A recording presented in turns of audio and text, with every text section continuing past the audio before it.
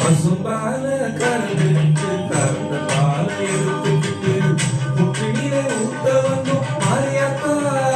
நாங்க பக்தியுடன் ஊத்த வந்தோம் மாரியாத்தா. நீ பாம்பாக மாறி